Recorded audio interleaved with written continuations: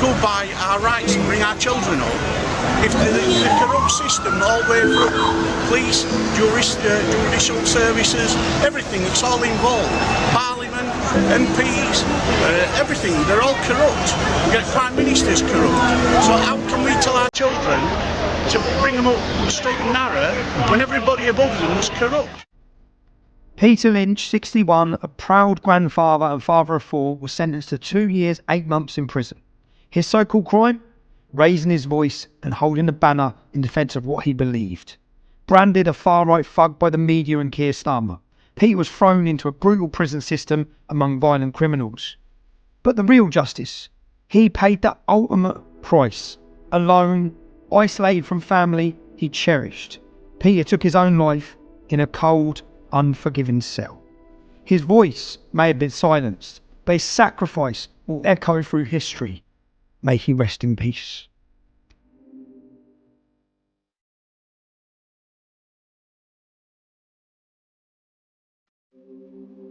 It's September 2024.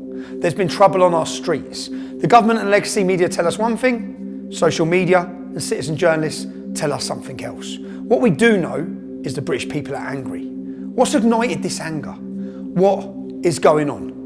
And are we seeing lawfare waged on the British people with a whole new level of intensity?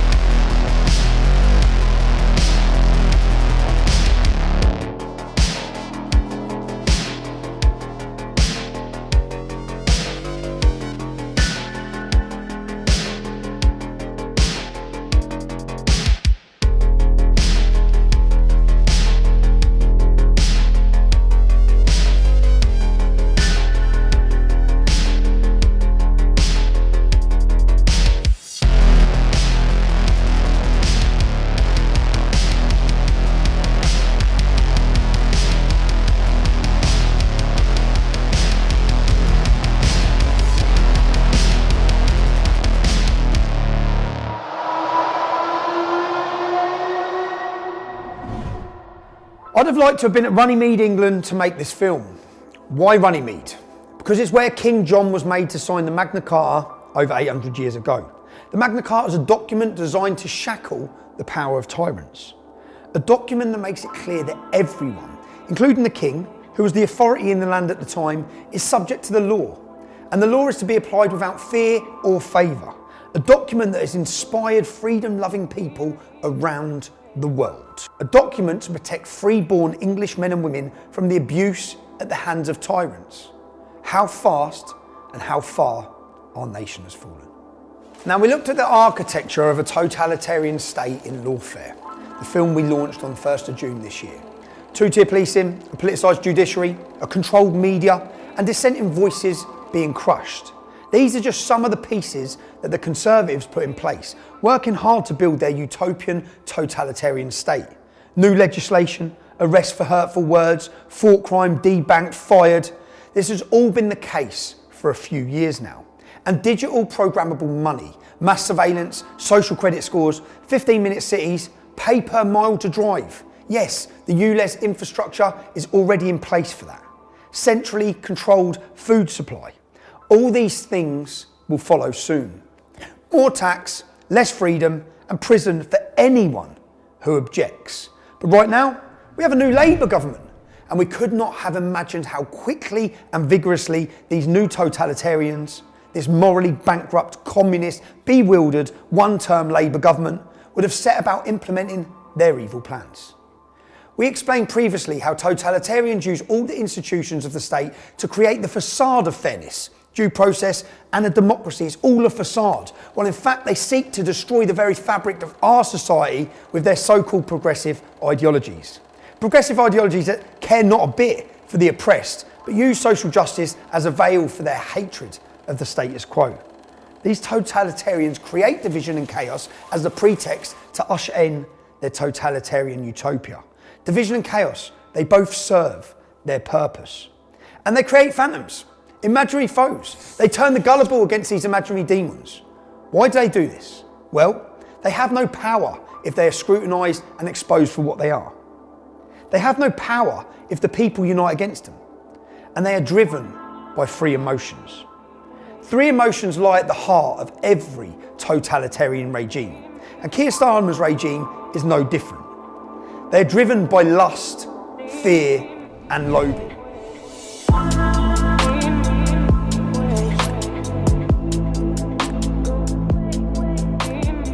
They are driven by lust, a lust for power. They will say and do anything to get it.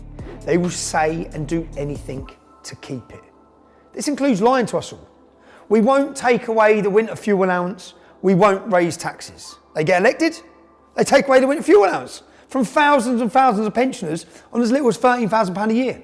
But how can you justify it to viewers who feel like it is an attack on some people who've worked hard all their lives? They're not wealthy, they don't have money to spare, and this year, if it's cold, they're going to be looking at the thermostat and wondering if they can pay their bills. According to Labour's Lucy Powell, they had to do this to stop the economy crashing. That is a barefaced lie. Just £1.5 billion was saved, while £21 billion was voluntarily spent on public sector pay rises and foreign climate aid. When Ed Miliband excitedly promises to decarbonise the grid by 2030, again, he is being completely dishonest. As the Chief Secretary to the Treasury, Darren Jones, innocently leaked some time ago, the true cost is going to be hundreds of billions of pounds with an almost impossible transformation of infrastructure. There's a report, of course, commissioned by Labour Party back in 2017, which forecast that thousands of pensioners could die, could literally freeze to death because of this change. If we have the money, billions every year, to look after people who have given nothing to this country, why do we not have 1.2 billion to give money to people who have contributed to this system and who are now vulnerable and at the end of their lives, they're going into the last chapter of their lives? They removed the energy price cap and prices jump by 10% for everyone. And if you've worked hard all your life, look out, because they're coming for your savings and your pensions. And don't forget, while he's robbing you, Free Gear Kia, he's had to declare more than £100,000 of freebies and gifts, more than any other MP in our country. And they say they've just found a £22 billion black hole in the nation's finances. We have found a £22 billion black hole in the economy. And we've got to fix it. And that's what this is all about, making sure that we fix the foundations, and then having done that, that we can build a better future that pensioners and so many other people voted for in this election. But they knew about the state of finances long before the elections. They just forgot to mention their plans. And when asked to spell out the details of the claimed black hole, they refuse. They're not telling. They won't. The dog ain't my homework. Ridiculous. They're not hiding the political choices they've made. They're actually proud of them. They can't use your taxes, remember our taxes, that's whose tax it is yours. They can't use them to help freezing pensioners this winter, but they can choose to send $3 billion a year of your tax to Ukraine to drag us towards war with Russia, instead of pursuing peace. They choose to send $6.4 billion a year of your taxes to support asylum and illegal migration. That's according to the Institute for Fiscal Studies. That's up 50% from last year and 6 times higher than in 2018. What's it going to look like next year or the year after? That's right, $6.4 billion in support of unilateral cultural suicide. Angela Rayner has announced that she's abandoning plans to give British people, in brackets, who have paid their stamp or taxes, close brackets, priority council housing. We're going to allow migrants to get that. And if you thought that wasn't bad enough, I'd love your response to this, because this sent me today quite literally over the edge.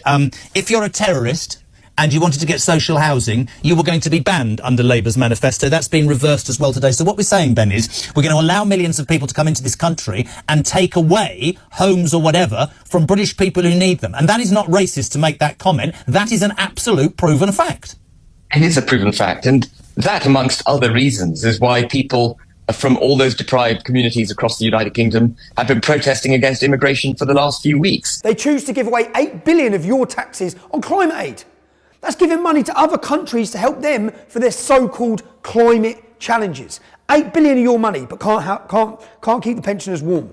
They choose to spend trillions, yes, trillions of your taxes to pursue their own net zero wet dream, exporting our carbon emissions to China and India as we commit unilateral industrial disarmament and drive millions and millions into fuel poverty. Don't take my word for it.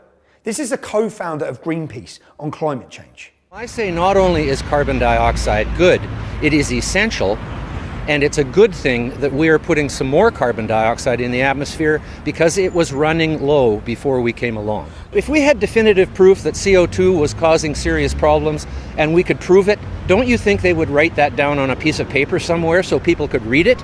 They don't have definitive proof, period. I am firmly of the belief that the future will show that this whole hysteria over climate change was a complete fabrication. And lastly, they'll smash those gangs that are transporting illegal migrants into the UK, costing us a 6.4 billion a year. Round up, detain and deport illegal immigrants. That's what new Home Secretary Yvette Cooper has just promised to do. Well, do you believe the woman who held up a sign saying refugees welcome, closed the Bibi Stockholm and scrapped Rwanda on day one? Do you believe them?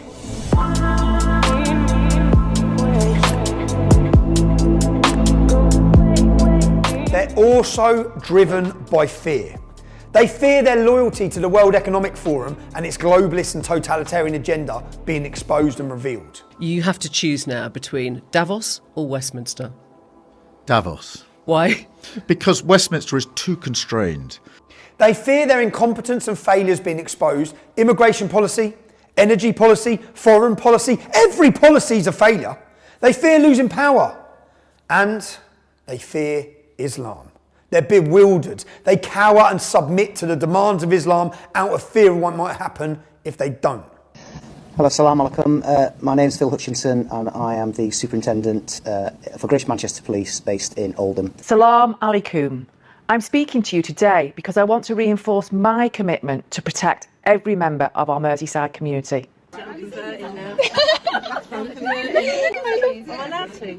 Yeah. I love it. Of course, cowering in the face of Sharia-loving fanatics does not placate them. It emboldens them, you morons. Our government's appeasement is like feeding the crocodile and hoping it will eat them last. I think Churchill said that. And hiding things, covering things up. That doesn't solve our nation's problems. It's obvious to most of us by now, covering things up lets the problems grow and grow and grow. They've done that for the last 40 years with Pakistani rape gangs for the sake of community cohesion. And they're doing it now with mass migration and the Islamisation of the United Kingdom. But lying to cover things up doesn't create community cohesion. It does the absolute opposite. It stokes anger in British people. There was no growth in our economy in July, and yet we continually get pumped with mass migration. I'm just going to pose this question. If migration makes us richer, why aren't we getting poorer? Our politicians can't just lie to us and hope we don't kick off. If the truth is so bad that we might protest if we knew about it, then maybe they should do something about the problem, instead of covering it up. And the population know they're being ignored. And worse than being ignored, they're being condemned. This time by a Prime Minister. How on earth did he end up with this job? Anyone who thinks mass immigration might not be such a great idea. Well, Tutik here, he's branded you, all of you, as far-right thugs and Nazis, prejudged you as criminals, and his stormtroopers will come and arrest you shortly.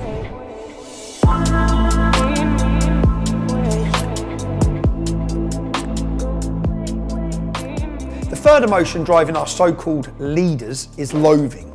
They don't believe in the nation state. They believe in open borders and cheap labour for global corporations. Their loyalties lie with the World Economic Forum. Tutik here has made that pretty clear already. They loathe our nation and its people, the obstacles to their globalist totalitarian utopia. They don't want to be challenged. They are terrified of scrutiny. They don't want their lies exposed, and they certainly don't want to listen to you, the British people. Everybody's lives matter. Black lives matter. Trans lives matter. Refugees' lives matter, except old people's lives don't seem to matter. Why on earth are they choosing this as their first hill to die on? Will our so-called leaders ever recognise the legitimate concerns and grievances of the British people? Do our so-called leaders actually want to solve the problems, or do they want to use the problems? Problems they created, by the way, to take more power and take away more of your freedoms. You see, these Marxists weren't elected because British people wanted to be governed by Marxists. They were only elected because of the Tories spent 14 years failing everyone. They failed the British people, failing to be remotely conservative, failing to lower taxes, failing to control our borders, failing to protect our freedoms. And now in power, these Marxists want a state of perpetual chaos and division that they create. Divide and rule. There must be an enemy. There must be a reason to take action against these enemies of the state, and that action will always take away your freedom. There's been a knife attack on a property in Hart Street. There are reports of it involving children, and I can now confirm that some of the patients have been taken to Alder Hey Children's Hospital, so that would suggest that those reports have indeed been accurate. Here in the UK, 2 children have been killed in what police called a ferocious stabbing at a dance class in Southport in the northwest of England. How many more children have gone down our streets, Prime Minister? Time to change, Norma. Come on, it's needed. How many more children? Is it mine next? Got your photos, off you go. Make a real change, Prime Minister. Make a real change! Our children! Go away! Your daughter was killed. Not wanted! The person I've held as a child, and you can't do shit.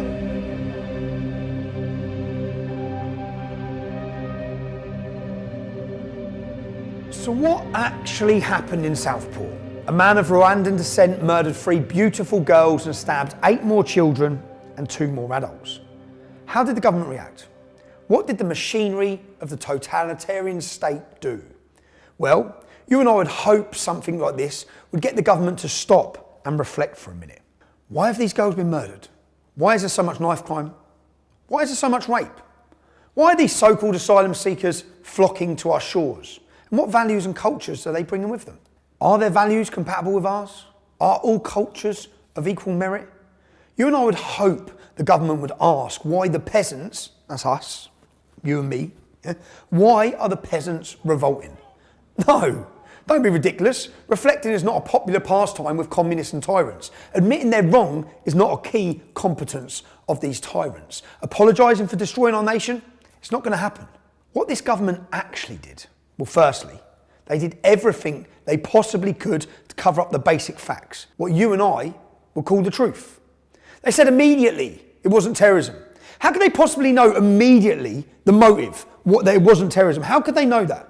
And how could stabbing young girls at a Taylor Swift dance studio not be terrorism? They said he was from Cardiff. Axel Ruddock Yabana. Yes, he's as Welsh as the daffodils. They looked for evidence he was mentally ill. I can help with that one. Yeah, he was mentally ill. Anyone who commits a crime like that is mentally ill. But exactly what kind of mental illness? And they published a picture of him, looking like an innocent little 12-year-old, and reported he was a choir boy. They made him the victim. They did all this because they don't want us knowing the truth. They manage the information. Misinformation is dangerous. Social media is good, but it's also bad when people are using it in a way that could cause a riot, threats, intimidation. I think the government have really got to think long and hard about what they're going to do with social media and what are they going to put through Parliament as a bill to act. Misinformation is dangerous, and no misinformation or threats or intimidation should be allowed to be carried out on social media platforms. That's their words. How absurd, how foolish, and how dangerous. And Kia, how is this working for you, managing the information? Do the government really believe their actions will help build a peaceful, prosperous and patriotic society? What about a cohesive society? Or are they so short-sighted, so hungry for power and so disdainful of the British people that they will use anything, no matter how awful, how tragic, they will use anything as an opportunity to implement their totalitarian agenda and crush anyone who speaks out against them?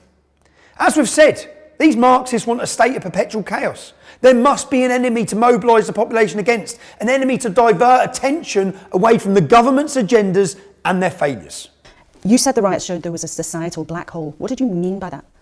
What I meant by that was that the riots, I think, were symbolic of a broken society. They were far right in the main, but underneath that, I think there was a societal black hole, a breaking of our society, which we need to mend. I'm convinced that the answer to it is delivery in government.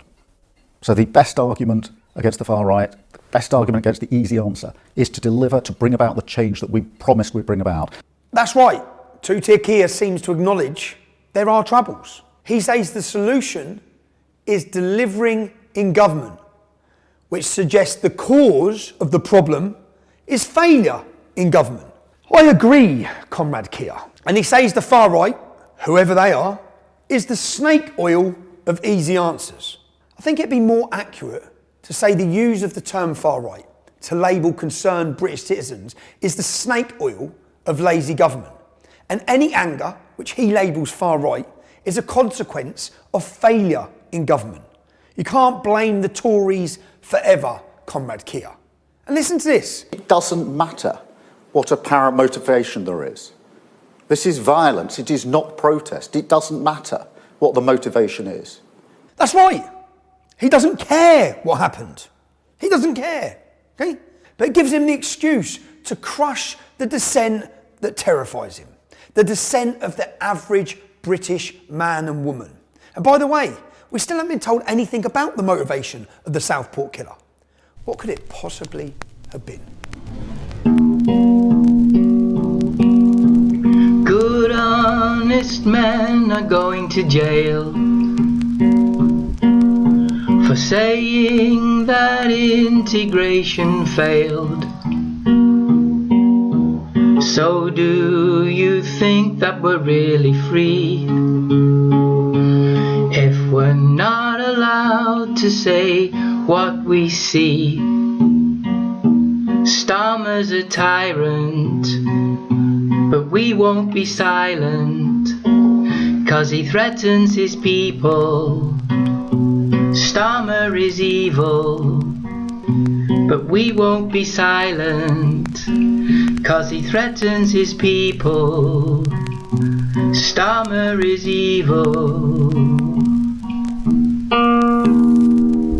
Now, once they had tried very hard to manage the news about these murders in Southport, and they'd lied and patronised the entire British people in the process, what two-tier Keir and his cabal of apparatus chicks did next is truly chilling.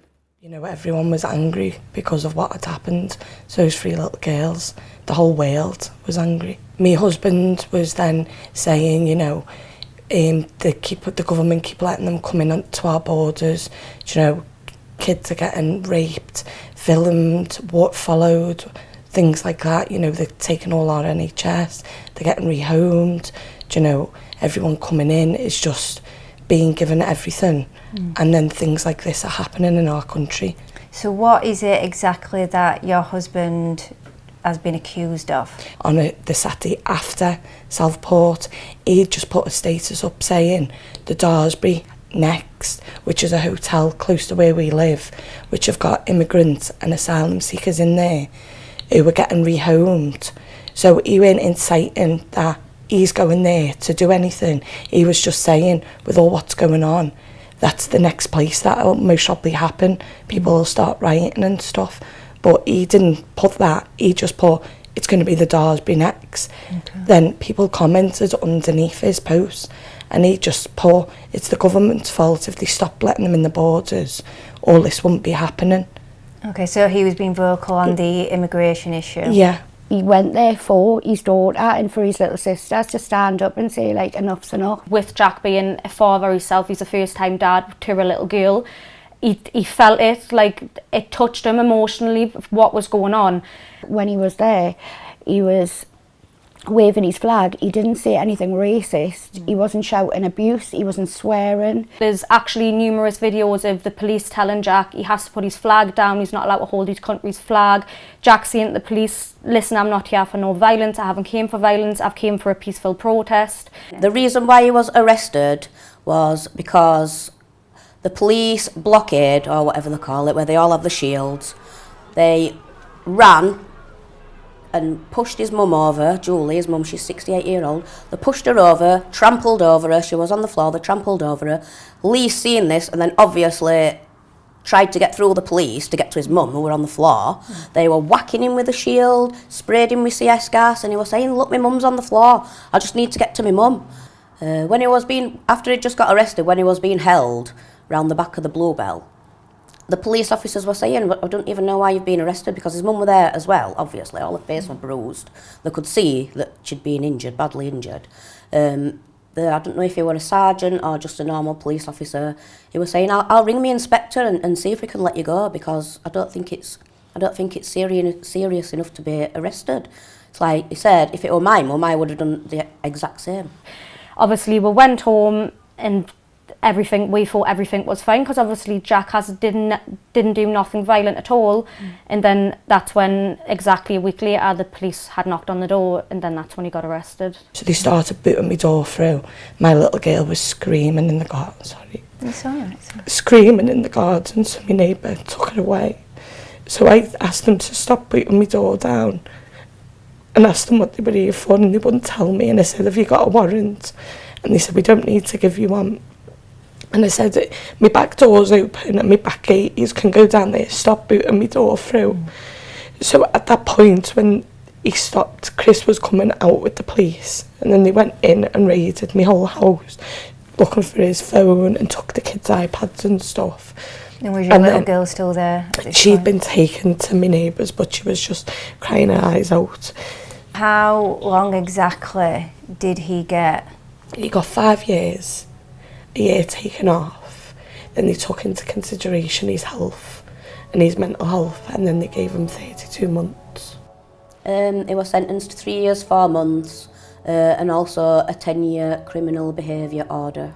You're not going to see your partner Lee now for 3 years, 4 months? No. How do you think you're going to cope with that? I'm absolutely gutted, Sammy. It's broke the family up. Like, it's his daughter, he's a first-time dad to a little girl. Like, he's got Christmas coming up, it's the first one where she understands things. He's going to miss out on our first Christmas. He's missing out on our second birthday. Like, she's just like a little shell. She's usually a bubbly little girl. She's just not herself. She's not the same little girl. She just she sits and just stares into space and stuff.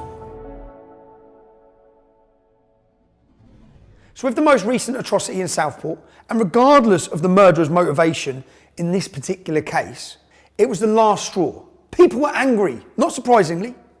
Not just about the Southport murderers, but about years of having their legitimate concerns about mass immigration being completely ignored.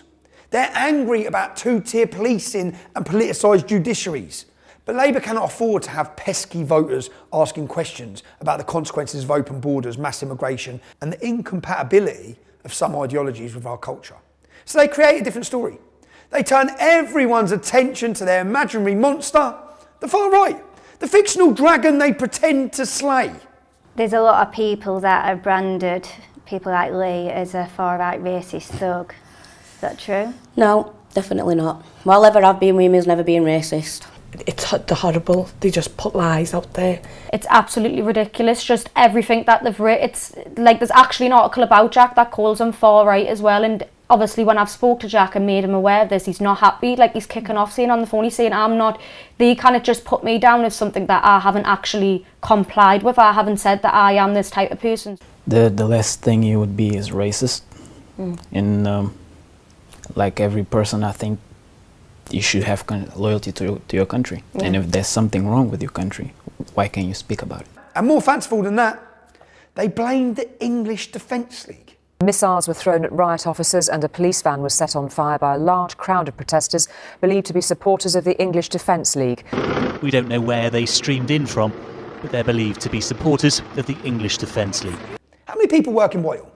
There's over 50,000 apparat chicks working in the Home Office alone. And no one told Two-Tier Kia that the EDL disbanded a decade ago. It hasn't been here for a decade. No one in MI5 reminded him that, 90% of the people that they're watching on the terror watch list, they follow Islam. I am worried about the rise of the far right. I mean, we can see what's happening in Germany with the recent elections, see what's happening in France and other countries. And I'm worried about the far right because it's the sort of snake oil of the easy answer. I utterly condemn the far-right thuggery we've seen this weekend. This is not protest.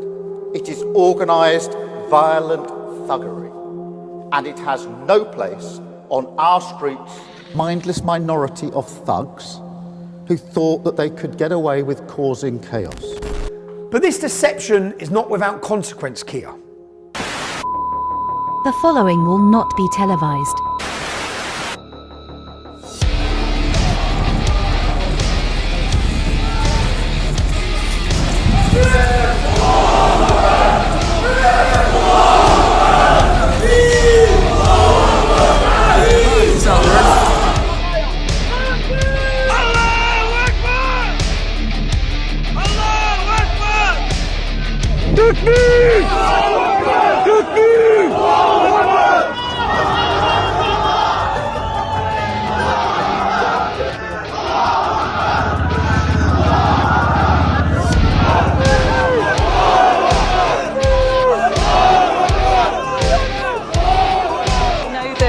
Muslim community leaders have been speaking to the police as well, because...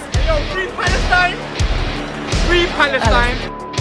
But I think, apologies for the language you're hearing, but essentially...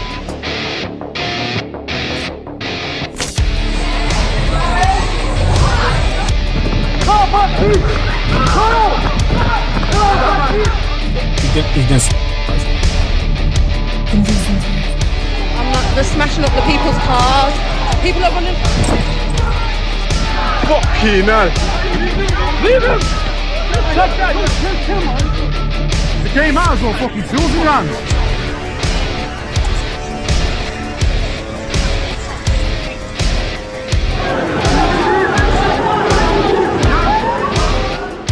You know what, I disagree with that. Them people are not racist in there. I don't know, a car, I assume, with people in it, and they assumed that they were EDL, apparently, I'm not sure. And that's why they all ran. Kia, you brought violent Muslim militias out on the streets. You lied to them. You created this facade of this far-right English Defence League roaming the streets.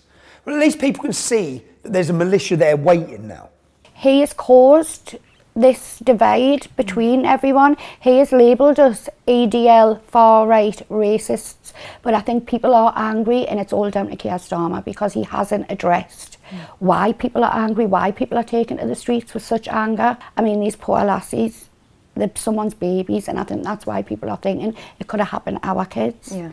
And anyone who is even remotely concerned about mass migration and its impact on our way of life, well, channeling Naz Shart's retweet, you would all better shut up for the sake of diversity. Of course, the media clapped along with all this. They know there's no far right. They also know there's no EDL.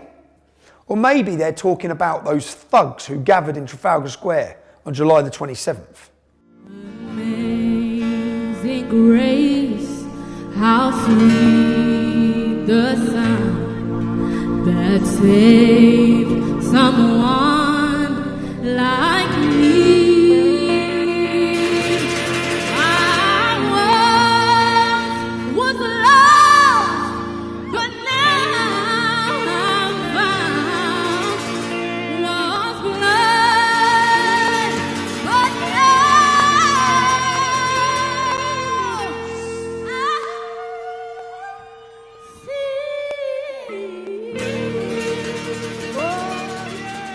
Deflecting works, of course. Before the population could blink, and without them even realising, the headlines and the news were all focused on the imaginary monster, the imaginary far right. And everyone had stopped talking about the slaughter of innocent kids. It hasn't been mentioned again. It was totally forgotten. It was a successful government ploy.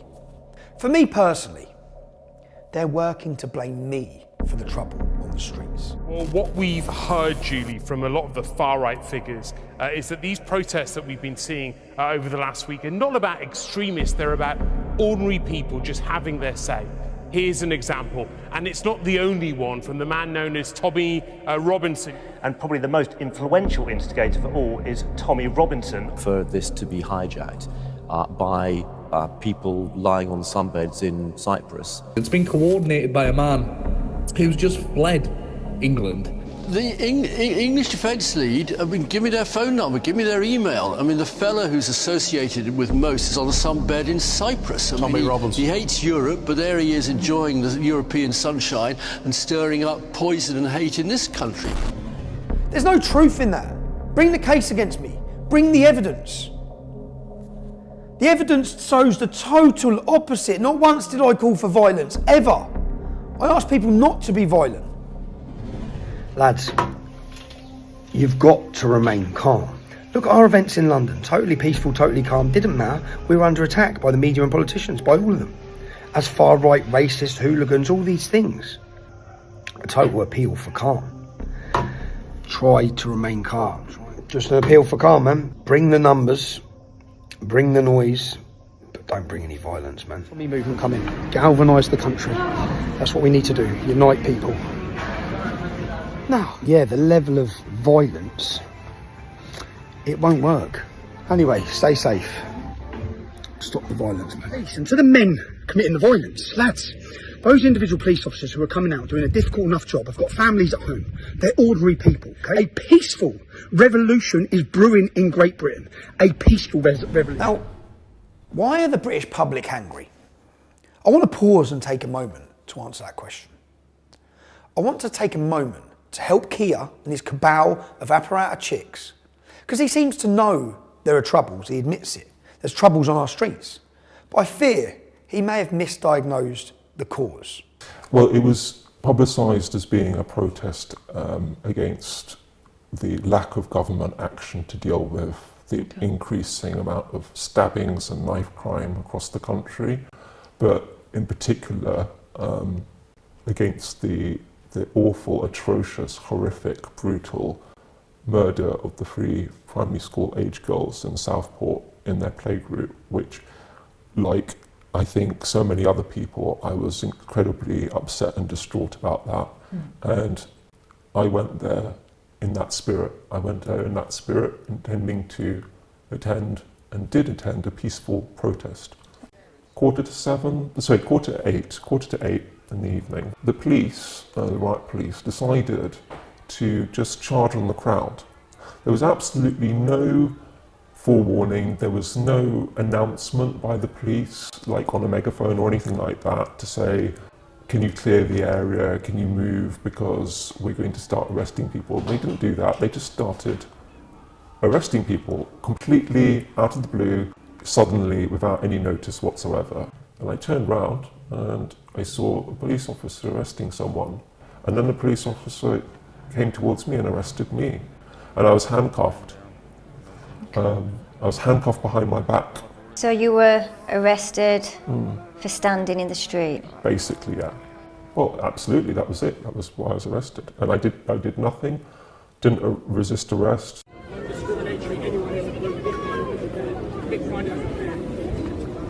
They're just arresting people for no reason. I'm literally now getting really worried. I think this has been going on for a long time, with escalating concerns over rampant knife crime and stabbings and violence by some of the migrants and asylum seekers that is not being covered by the press at all because it doesn't fit their narrative. Censorship, fear and intimidation is the tactics of a dictatorship. It's the same as any dictatorial regime in the world. If you look at Venezuela, what's been happening there, the way they control their population, they send people to prison because of their political beliefs. This government isn't acting any differently from that. It may not be as extreme yet as that, but they're certainly headed in that direction. We already know people are angry about the authorities covering up years and years of child rape gangs, mainly Pakistani Muslims. They are angry about two-tier policing. They're angry about politicised judges. They are angry when they see the police cowering before Islam in the name of diversity. Let's have a look at what else is going on. Some of them, they're not screaming. It's like they wanted to be raped, you see. She also grabs you see, no more like crying. She's enjoying it, you know, even though she isn't, but it's like she's enjoying it. What about the consequences of what you're doing in terms of how that affects the person that's raped? Yeah, the consequences, we look at that all the time, you know, because it happens, she might scream, you know, people might wake up. A lot of people, especially. I'm not just talking about, I'm talking about the emotional effect, the physical effect it has on the girl. Yeah. We might rape her and wake up tomorrow with viruses ourselves, like HIV, you know. What about regretting what you've done to the girl? I also do regret about it, because if she fell pregnant, what will be that baby's father? Who will be that baby's father? But what about her personal feelings? That's right, all over the country, unchecked migrants are raping and killing, and more unchecked migrants arrive every single day. Maybe this is the reason people are angry. Let's have a look at the rape statistics for the UK. Yeah, we're the rape capital of Europe. There might be a reason people are angry. Wasting money, killing pensioners. Some breaking news from our end, actually. Channel migrant arrivals surged by 43%. That's from our Home and Security editor, Mark White. That's after 442 small boats crossed the Channel yesterday on Easter Sunday. That now brings the total for this year of 5,435 Channel crossings since the beginning of the year. That's well in excess of the 3,790 odd who'd crossed the Channel by small boat at this point in 2023. We were getting daily updates of the numbers during the COVID pandemic, and actually that's an astonishing amount. Over 440 boats yesterday. The weather's calmer at the moment, a little bit calmer. This is only going to increase over the summer. There are 1.7 million. That's a combined population of Glasgow, Cardiff and Nottingham. There are 1.7 million who are unemployed. They're not even looking for work. They're costing you and I, the taxpayer, £8.5 billion a year. That's the equivalent to a winter fuel allowance of £708 per year for every pensioner in this country. That might be a reason people are angry. Paedophile migrants, what about this? You have been talking very graphically to some 13-year-old girls. How long have you been in the UK? For 2 months. She said her ages. Do you want to see my dick? Yeah, do you want to taste it?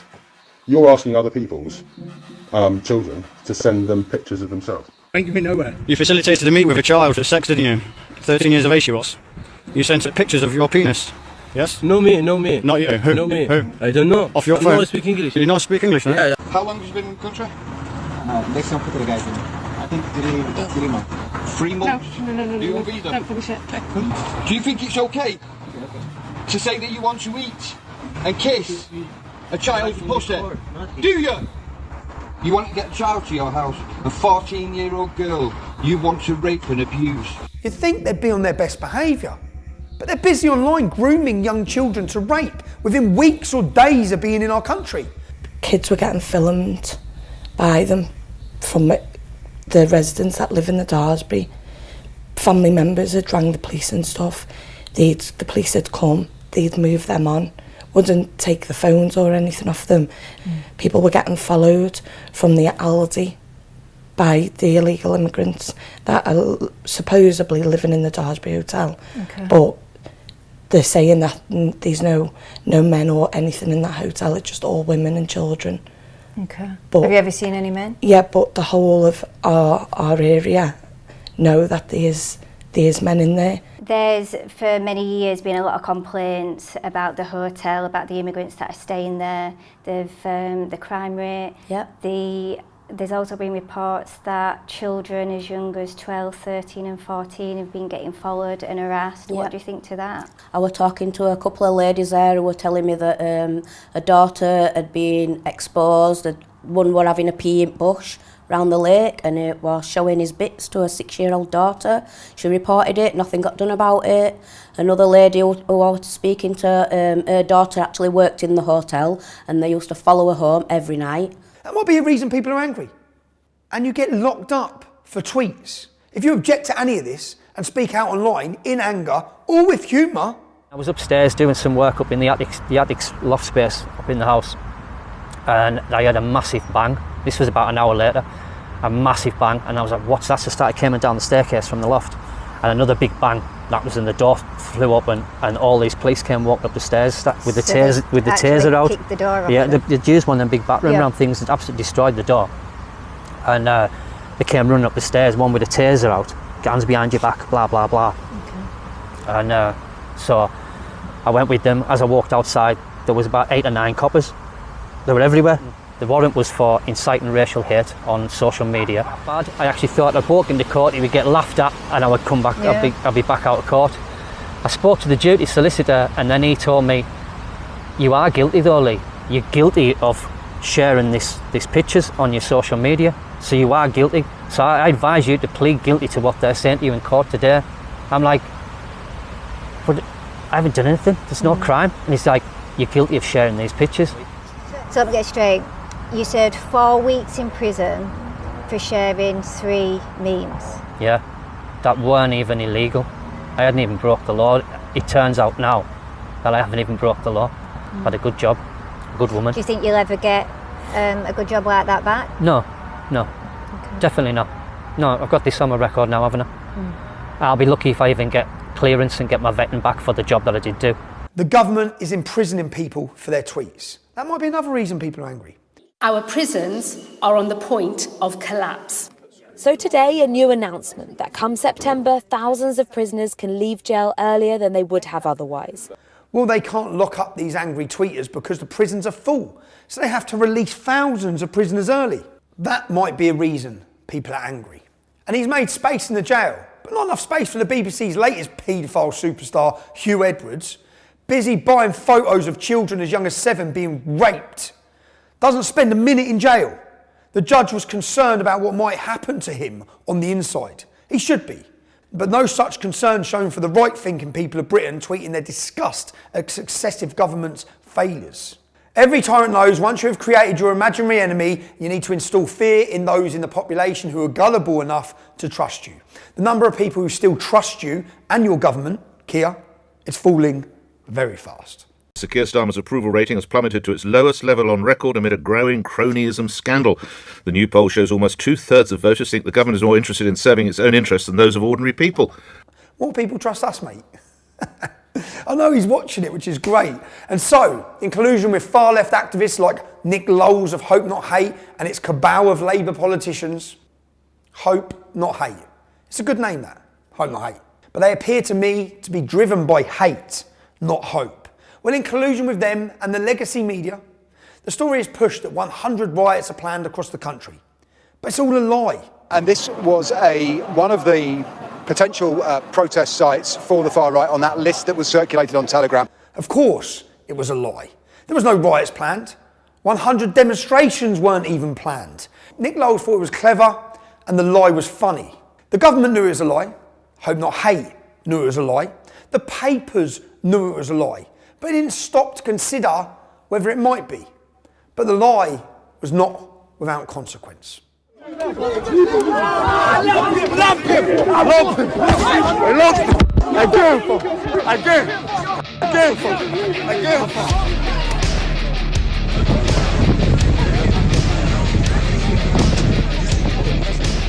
He needs an ambulance, so he does.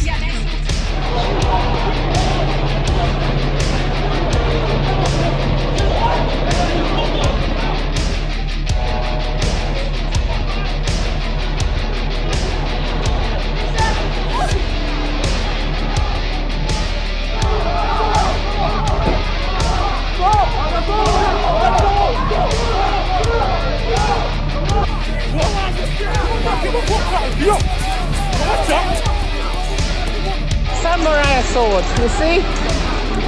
Is that a sword?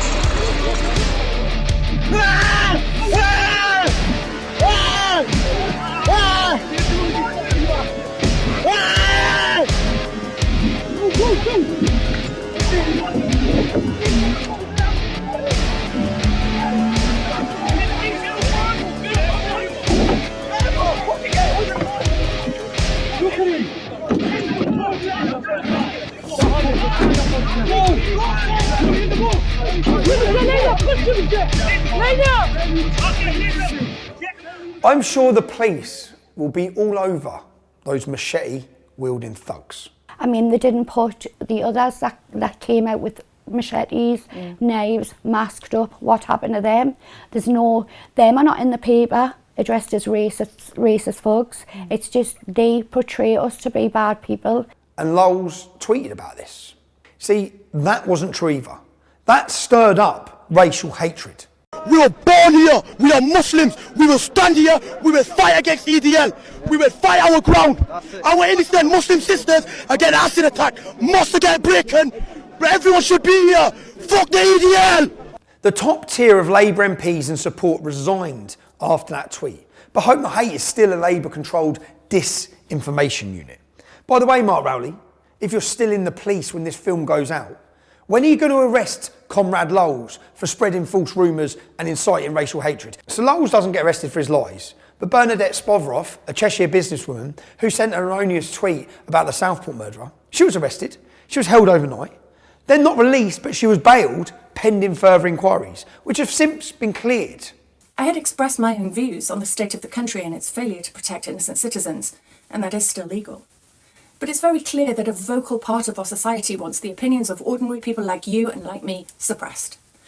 They say they support free speech, but they mean only the speech they agree with. They say they support dialogue, but only the dialogue that agrees with their worldview. And they say they want equality, but they don't mean for people who think differently to them. Now, we've had nearly a year of violent anti-Semitic hate marches on the streets of Britain. The legacy media describes them as largely peaceful. Citizen journalist footage suggests that's a lie. The only solution is jihad by the armies of the Muslim countries. Listen carefully to what this guy here in the middle of the video says in a moment. Did you hear that? We are ready to kill you all, is what the man said. Let's have a listen to the rest of it. Take a look at how the police respond. The police stand there and do absolutely nothing. You are racist, all of you. Okay, that's racist.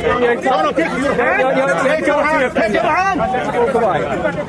Take your hand. Don't say like that. Don't do that. Don't do that for me. I'm not taking it. That's very good.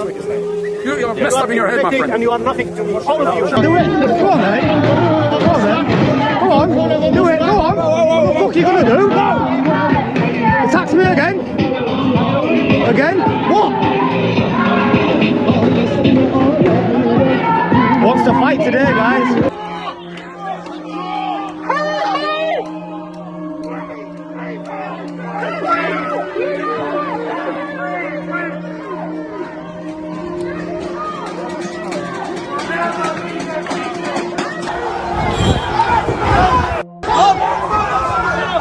Hey, fuck the friend.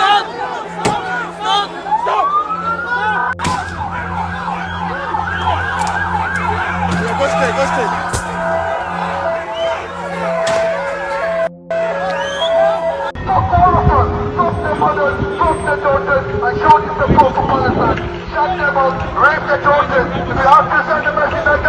The Hamas marches were largely peaceful, just like this was a largely peaceful social services call-in in Leeds. Jesus.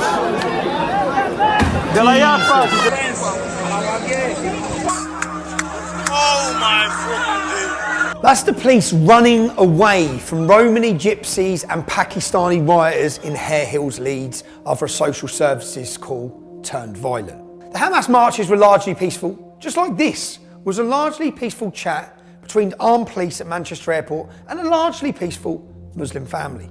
By the way, these men, they were released without charge when a baying mob of Muslims turned up at Rochdale police station demanding their release.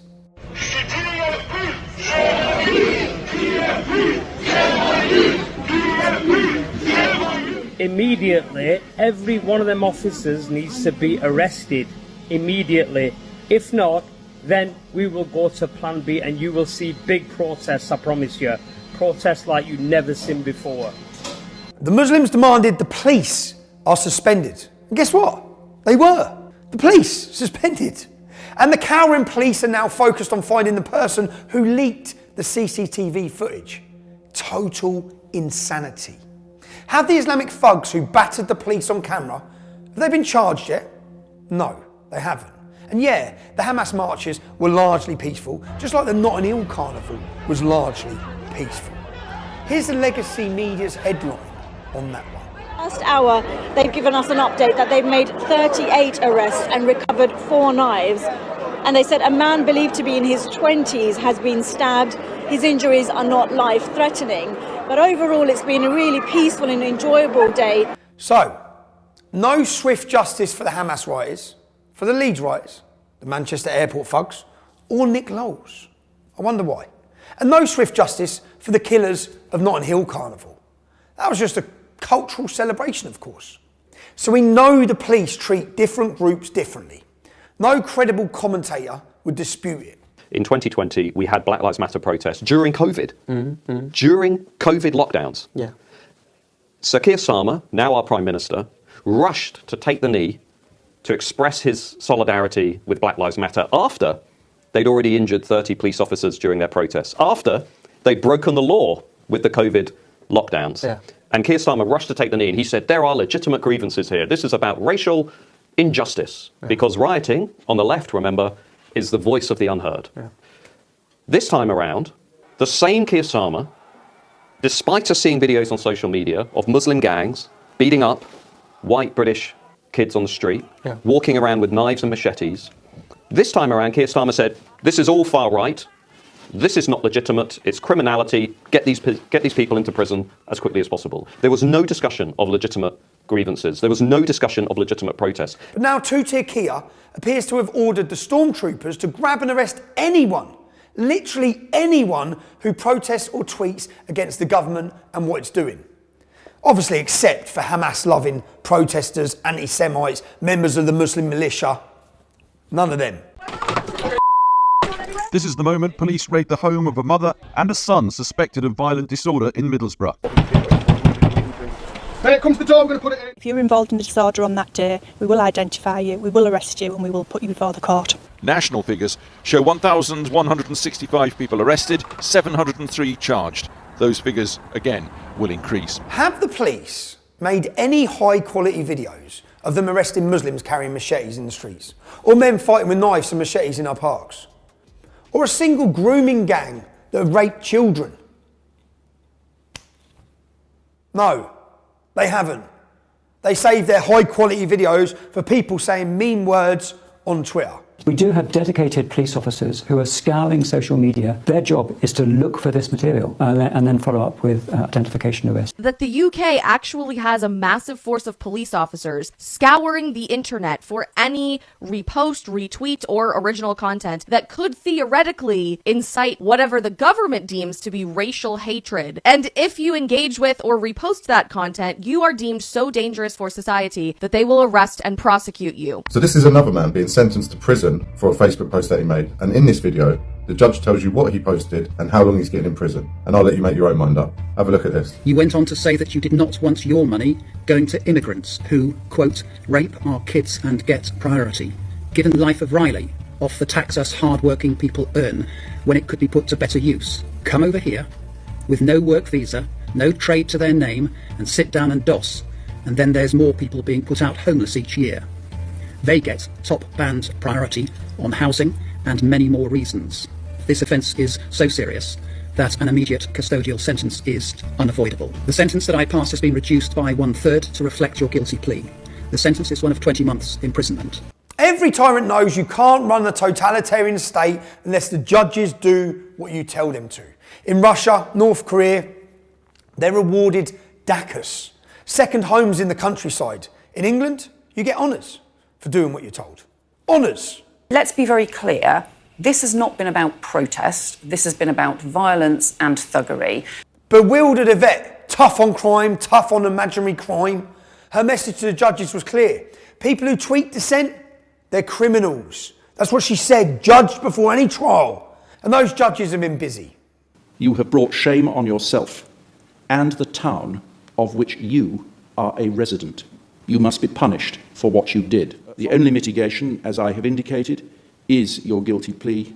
Accordingly, the sentence is reduced to one of 2 years and 8 months imprisonment. I appreciate that will fall hard upon you as a senior citizen. Most of these cases that I've been reading about, for example, the case of this poor man, David Springer, 61-year-old, who's been working as a train driver for 42 years, who's now taking care of his sick wife, who has been sentenced to jail because they wanted to make a sacrificial lamb out of him. They wanted to set an example to the rest of the UK. And that message was very clear. That message was, you don't get to disagree with us.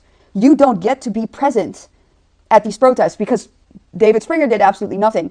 And we have video footage of that. He was there. He, according to the reports, maybe shouted something at the police. Well, boo-hoo. Is that worth 18 months in jail? A mother of 5 being sent to 26 months in jail because she threw a can at the police? Is that proportionate? A man online who committed the crime of according to the government, inciting racial hatred because he posted one post on Facebook? Is that proportionate? That's right. Bang. You're inside serving years. And let's take another look at some of the judges who sent people to jail for hurty words. That's right. Rape, steal and stab. Let's just put it down to cultural differences. It's community service for you, lad. Fence painting. Picking up litter for a few hours. So tell me how our judiciary are not politicised, how they're not compromised and a tool of the state. And to the judges, I hope you get the honours you've been promised, lads. Tin pot despot Keir, Your political judiciary might be another reason people are angry. Maybe. This isn't just two-tier policing. This is a two-tier political and social system that is routinely prioritising racial, sexual and gender minorities at the expense of the majority. Now, every tyrant knows the media is a tyrant's best friend.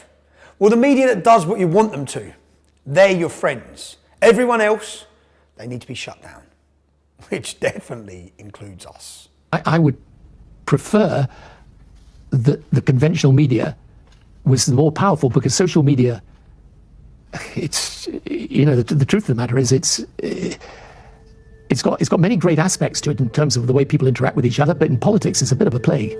That's right. They call it misinformation. You and we call it the truth. And the legacy media, they've been a cheerleader for mass migration agendas of successive governments. They've continually supported their open border policies. Just look at this. والله الشعور وقت انحبست أنا إنه شهر كامل بالسجن حسيت إنه أنا لو كنت بسوريا أو بالأردن كان أحسن لي الصراحة يعني كنت لأنه ظلم بظلم وانحبست شهر. That's right. The people held up to us by the media as shining examples, they all turn out to be rapists as well. More migrant rapists. But in the interests of balance, were the legacy media unlucky to choose the migrants as poster boys who turned out to be rapists? No, they weren't unlucky. The British aren't stupid. We all know people affected by these rapes. The unchecked illegal migrants you are actively ferrying into our once green and pleasant land. They're raping our daughters. They're killing, they're murdering. So tell me about university. How did that start? I only decided last minute that I wanted to go to university on my gap year a few months before. It was a very last minute decision. I just felt like I wanted a little bit of a change of plans in my life at that. How long had you been at university before the attack happened? 2 months. So not long? Yeah, new city, new lifestyle. Okay. I'd first met this man, or seen this man, way back in the city centre. Okay. He'd followed me for a very long time before the attack. Okay, so he'd followed you for a long time. Mm-hmm. Then what happened? So he just kind of grabbed me on the street and just kind of pulled me into the churchyard. So he pulled you into the church? Yeah. And then what happened? And then he kind of pushed me against, it was like a concrete block. Okay. And then just kind of pulled down my underwear. I suppose it's every parent's worst nightmare. She's very innocent, very trusting. And I was told that I just needed to step back as a dad. You want to take control, and you want to get in there and fix all the problems. But on this occasion, I had to step back and trust the police. And how long was it before you got to trial? It was 6 months, exactly 6 months from the day he was remanded. And did you go in and give evidence? I did. That must have been difficult. How was that? It was difficult. It was especially difficult because I had my final exams for uni on the same week. Wow. My exams for university were over a 2-week period, and it fell in the same week as the trial. So I was in and out of the exam hall and in and out of the courtroom at the same time. When the court case was going on, I booked all the time off. My intention was to go there for every day of the case, but I was pretty much told do not come by the police and the barrister due to the severity of it. My daughter closed down, didn't want any help. She was going to deal with this herself. It was very tough on her. She had lots of breakdowns. We had to drive up to where she was many times, 2, 3 in the morning to help her. So tell me about the rapist, where we're living. So this is what really gets to me, is he was staying in a hotel, and it's not far from a student village. Now, so he was living very close by to the university? Yeah, walking distance. The people that are coming illegally, but it says it, they're illegal. They've broken the law when they set foot on our shores. They've broken our laws. So at that point, they should then be detained and processed as criminals. But I don't believe they are. I believe they're being sent to hotels, being given money and free rein to just wander freely, throughout the community. He can apply for parole in just 8 years. If he comes out and he's not deported, and he's going to be living here, what do you plan to do? I plan on leaving the country within 7 years. You just want to be away from him? Yeah, I don't want to be out in the same. Do you think he should be deported? Yeah. Yeah. She's changed. Our relationship has changed. I don't think it'll ever be the same. How has it as it was. changed? We were quite close. We'd talk quite a lot. I was always there to support her and help her and guide her. But now, you know, I can message her and I could go maybe a week or 2 weeks before she'd respond to that message. Okay. You know, we'd play games, but we don't play games anymore.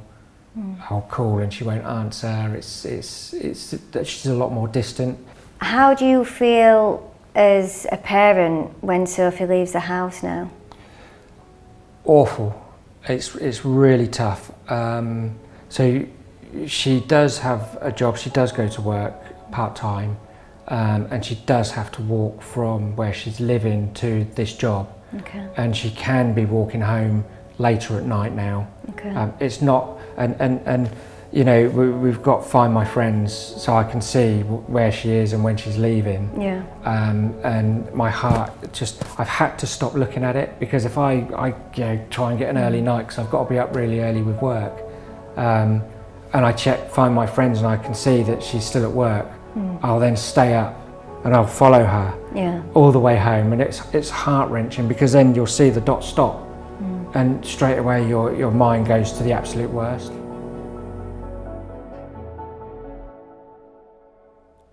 Is this an isolated case? Was this just one migrant in one city who has been housed and fed and paid for by the British public, who's decided to rape an English woman walking home? Or is this happening widespread across the country by migrants housed in hotels? Kia, maybe this is why people are angry. Maybe, and let's just have a little challenge here, let's go on the internet and search a couple of cities. I could pick any city in the UK and search migrant, refugee, rape, and it will bring up cases. We simply don't have time to go through every rape of a migrant in every hotel for this documentary. But can you understand why people are angry? And if it's not the migrants in the hotels, just refugees and asylum seekers are literally raping in every single town and city across the UK. Kia, maybe these are the reasons the British public are angry. Now, the media told you the people in Hartlepool were far right for protesting the hotel. What they don't discuss is the fact that one of the migrants in the hotel left the hotel, committed an act of terrorism, murdered a 70-year-old British grandfather. His family will be angry. The community will be angry. Maybe the people in Bournemouth are angry because an asylum seeker come into our country, lied, like they all do, said he was 14 years old. What checks did you do on him? You put him straight in school with our daughters. So people in Bournemouth might be angry because their daughters were put in school with an adult who pretended he was a child. He went on to sexually harass children, chase people with knives, and later he murdered a 21-year-old in Bournemouth city centre. A Royal Marine was brutally murdered by this asylum seeker. Then the Home Office do their checks. Then we find out he wasn't 14, he was 19. He was a fully grown adult male, and you put him in school with children. Then we find out that on his way to Great Britain, he murdered 2 people with an AK-47 in Serbia. That's right, a cold-blooded killer with no checks, with no vetting, was put in school with parents in Bournemouth. People in Bournemouth are not angry because they're far right or they're racist. It's justified anger because you're failing them time and time again. It's a reality. This is justified anger because of government failures, but they cover it all up. They don't want to talk about their failures. Just blame it on the imaginary far right. No Keir Starmer, no the establishment, no the media, and no the government. Every part of this is your fault. It's your failures. You've brought these people into our towns and cities. You've endangered our families. That's why the British public are angry. Look at this. Of course, any statistician will tell you correlation doesn't mean causation. But it makes you wonder, doesn't it? Let's have a look at the statistics for Sweden, since they opened their borders with rape as well. Literally, the graphs look identical for any country with open border mass migration, Islamic immigration, and rape. Remember, there's 1.7 million unemployed and economically inactive migrants here right now, costing £8.5 billion a year. Anyone out there working right now, you're paying that in your taxes. He says nothing and does nothing about radical Muslim preachers. How about the one who commits adultery, zina? What about the one who rapes a child? What about the one who drinks alcohol? Good or bad? This person, one person that commits all of these sins, he commits all of these sins on a daily basis, but he prays is better in the eyes of Allah than the one that doesn't commit any of these sins but doesn't pray. King, Queen, House of Commons. If you accept it, then you're a part of it. You don't accept it, but you have to dismantle it. He said, "O tribes of kuffar, O tribes of disbelievers, get out of his way, for we have come to strike you a black's revelation, a strike that removes the head from the shoulders." Allah says, we will strike terror into the hearts of the kuffar. We will strike terror into the hearts of those who disbelieve. Why? Because they associate partners with Allah. Because they associate partners with Allah, that for which Allah never gave them no authority. You got your democracy, we got our own sharia. You got your own free mixing, we got our own nikah. Oh, we got our own economic system, we got our own foreign policy, we got our own deen. Alcohol will be banned, drugs will be banned, pornography will be banned, gambling will be banned, but the money saved, that we know monarchy. La ilaha illallah! La ilaha illallah! He says and does absolutely nothing about knife crime on our streets. Oh my God, they were swinging it! He says nothing and does nothing about Islamic terrorism, jihad, Islamic courts, female genital mutilation, misogyny.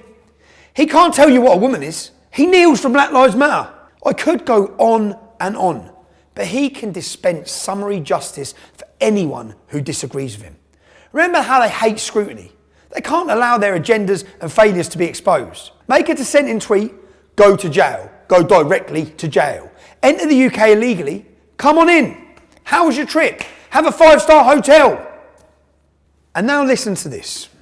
Both got put away for the riots, both been put in the same prison, both been put in the same cell. In the last 48 hours, the wing that they put them on was 90% Muslim.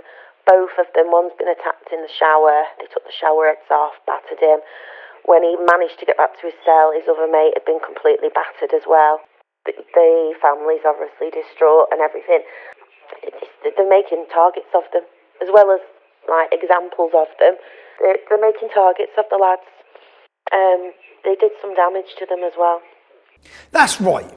Two-tier Kia is putting the unhelpfully outspoken citizens in prisons run by Islamic gangs. He's literally offering them up.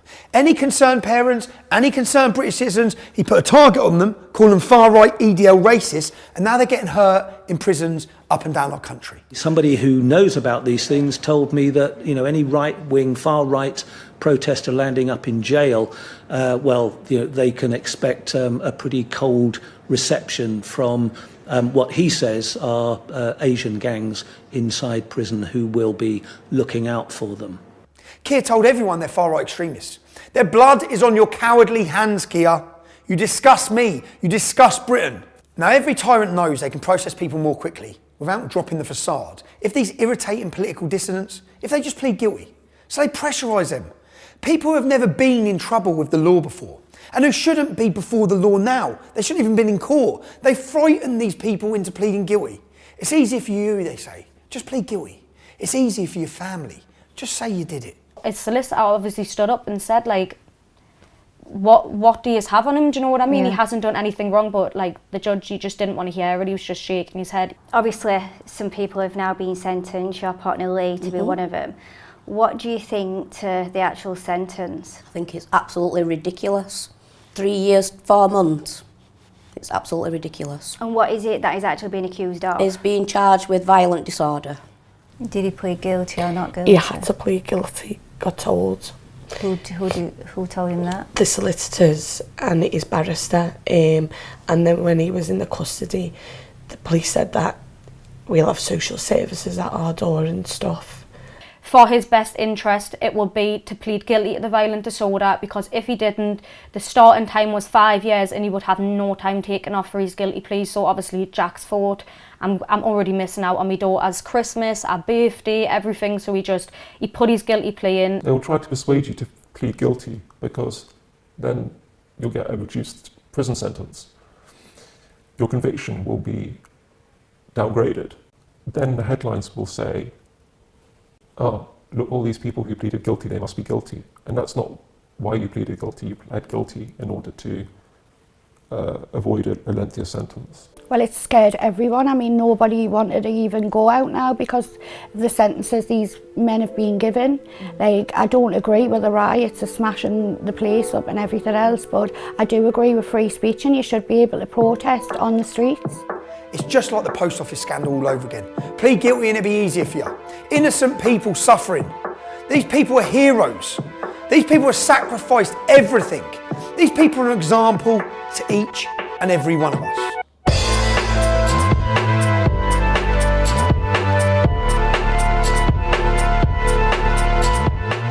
Actually, we have more than one problem. Our first problem is we're led by tyrants. People whose allegiance is to the World Economic Forum, not the British people. People who are vain and deluded enough to believe that they, and only they, the elite, they can create a global utopia, with them in charge, of course. The World Economic Forum has already published their plans. This global reset is necessary because we have seen that our policies which we pursued before the coronavirus struck us, that those policies do not create the necessary inclusion of society necessary for harmonious societal development. We are led by people who don't believe in borders, people who don't believe in nations, people who don't believe in freedom. These are people who are full of lust for power. People who are rapidly dismantling the cultural inheritance with which we were all blessed. Freedom, equality under the law, Magna Carta and democracy. These are people who want you to be dependent on the state so they can control you. We are led by globalist, totalitarians and communists. This is the main problem.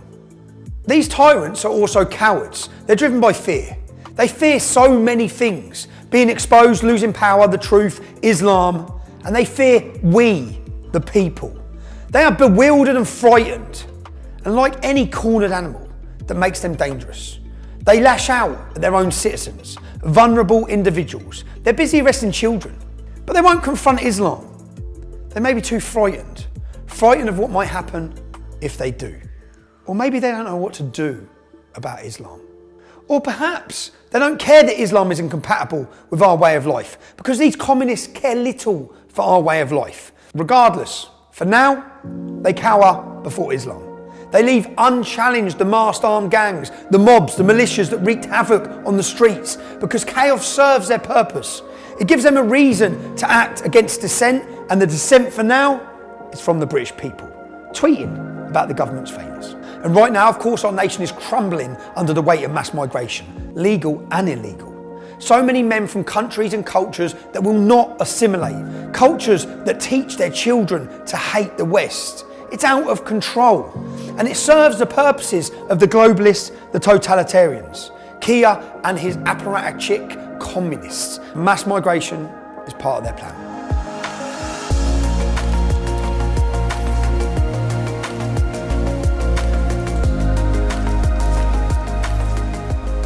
So, to the people of the United Kingdom, I'm afraid the picture is grim. Our country is in peril. We are led by tyrants and cowards. Our borders are porous. The government is imprisoning its political opponents. That's right. We now have political prisoners, ordinary, law-abiding people imprisoned for their views. Let that sink in.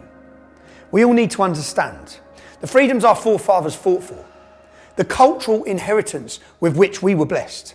Neither of these things, our freedom nor our culture, neither's guaranteed. We are only ever one generation away from tyranny. We have never had to live under a fascist or communist regime. That isn't luck. People fought and died to preserve our freedoms. Yet Tutir Kia, his Stasi police and his political judges, with their kangaroo courts and summary justice, their failure to apply the law when it suits them, they are trampling on the Magna Carta, that document that shackles the power of authority, that shields all free-born men and women against tyrants and dictators. As Thomas Fairfax declared, holding up the Magna Carta back in the 17th century, this is what we have fought for, and by God, it must be maintained. The principle that lies at the heart of the Magna Carta is that the powers that be, they must obey the law, and they must apply it without fear or favour. That all, including the members of the government, are subject to and equal before the law. Keir Starmer, You and your political bureau, your student union cabal of tyrants and cowards, you have failed more quickly than anyone could have predicted. Do you think we have freedom of speech in our country? No, 100% not. And I think that Jack's case just shows that we do not have freedom of speech in this country anymore. You cannot say what you want anymore. No, that's gone. I thought we might have had a little glimmer of it, but we haven't. Yeah. There's no such thing anymore. We haven't got freedom of speech. You've got to really be careful what you say to anyone and everyone. The UK is no longer a free nation. If you do not have democratic options to express your disagreement with the government, that country is no longer a democracy. The process is the punishment, and it will silence millions. And when we are silent, that is the end of our free speech. And many people still believe that if they allow the government to micromanage their lives and be their single source of truth, then things will be okay. Until one day they don't agree with their government, and they find it isn't okay because they can't speak of it. Without free speech, there is no democracy. And without democracy, there really is only tyranny. We are free-born English men and women. Your tyranny will fail. Sacrifices have to be made. The courageous political prisoners already know that. Men sitting in jail right now, they know that. And this government will be held to account more quickly than they expect. The tyranny we are seeing now has been years in the making. Blair, Cameron, May, Johnson, Sunak, and now Starmer. They're all subjects of the World Economic Masters and its totalitarian agenda. Years and years of small steps, controlling your speech, importing hell, taking your freedoms. So, the hour is upon us. The time is now. Each one of us must take a stand. We must build communities of resistance. We must organise politically. Conservative Labour, Lib Dems. We must drive every globalist from power. We must reclaim our nation. This is very urgent business, ladies and gentlemen, I beseech you. Resist it while you still can, and before the right to complain is taken away from you, which will be the next thing. You will be told you can't complain. Watch out for these symptoms. They are just symptoms of surrender. Resist it while you can. We must resist while we still can.